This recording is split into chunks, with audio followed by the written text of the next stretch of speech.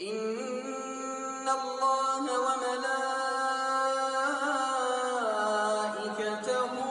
يصلون على النبي يا أيها الذين آمنوا صلوا عليه وسلموا تسليما. Kita hendak mengkaji firman Allah Ta'ala dan hadis Nabi Muhammad SAW. Firman Allah Ta'ala dalam surah Al-Furqan ayat 30 yang berbunyi, A'udzubillahi minasyaitonirrajim. Wa qala ar-rasulu ya rabbi inna qaumi ittakhadhu hadzal qur'ana mahjura.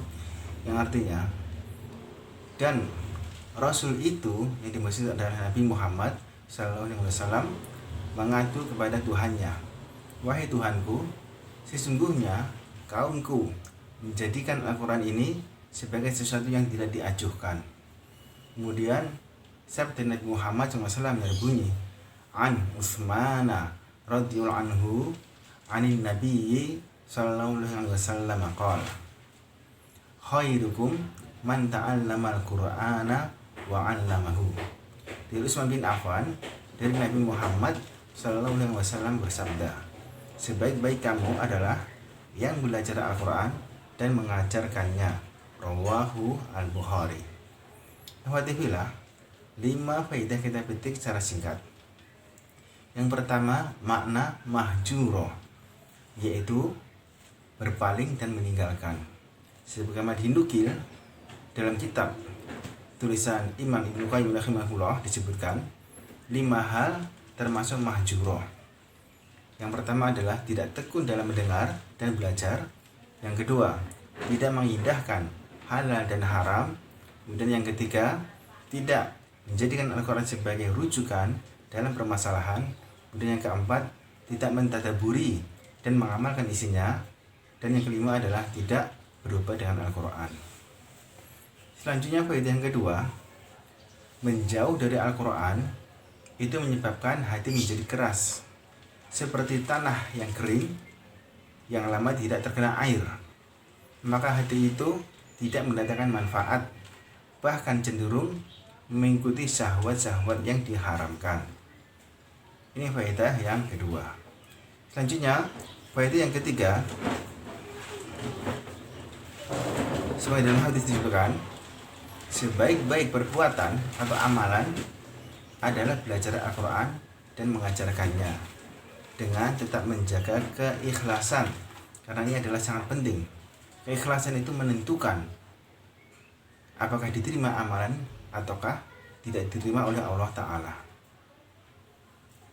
Selanjutnya faedah yang keempat, ada 2 hadis yang terkenal, akan tetapi bukan sabda Nabi Muhammad SAW. Yang pertama adalah yang bunyi utlubul ilma minal mahdi ilal lahdi. Tuntutlah ilmu dari buayan sampai ke liang lahat. Kemudian hadis yang kedua yang berbunyi utlubul ilma walau bisin. Tuntutlah ilmu walaupun sampai ke negeri Cina. 2 hadis ini bukan sabda Nabi Muhammad Sallallahu Alaihi Wasallam, sebagaimana dijelaskan oleh para ulama, termasuk juga Syekh Abdul Aziz bin Baz mengatakan bahwasanya 2 hadis ini derajatnya la aslalahu, yaitu tidak ada asalnya, atau maudhu, yaitu hadis palsu. Maka ketika kita menukil kalimat ini, jangan sampai kita menyandarkan kepada Nabi Muhammad Sallallahu Alaihi Wasallam, karena ini adalah satu kedustaan dan dosa yang sangat besar. Sebagai gantinya, sebuah hadis yang sahih yang berbunyi, An Anasin radhiyallahu anhu qala Rasulullah sallallahu alaihi wasallam, talabul ilmi fardhatun ala kulli muslimin, rawahu Ibnu Majah wa sahahahu Al-Albani. Di Anas bin Malik yang berkata, Rasulullah Muhammad sallallahu alaihi wasallam bersabda, menuntut ilmu adalah kewajiban bagi setiap muslim. Selanjutnya yang terakhir adalah pengamalan, dan ini adalah yang terpenting dari kajian kali ini, yaitu yang pertama, terbalik atau Sebaliknya dari mahjuro, yaitu kita mempelajari, kita membaca, kita mentadaburi, kita mengamalkan, kita mendakwahkan, kita mengajarkan, dan kita berubah dengan Al-Quran. Dan yang kedua, kita membuat target-target harian, kita membuat rutinitas jadwal waktu, kemudian kita membuat evaluasi dan melakukan perbaikan dari yang perlu diperbaiki agar ada peningkatan di dalam berinteraksi dengan Al-Quran.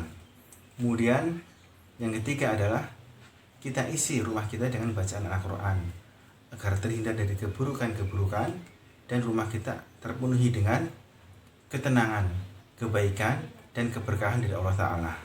Demikian yang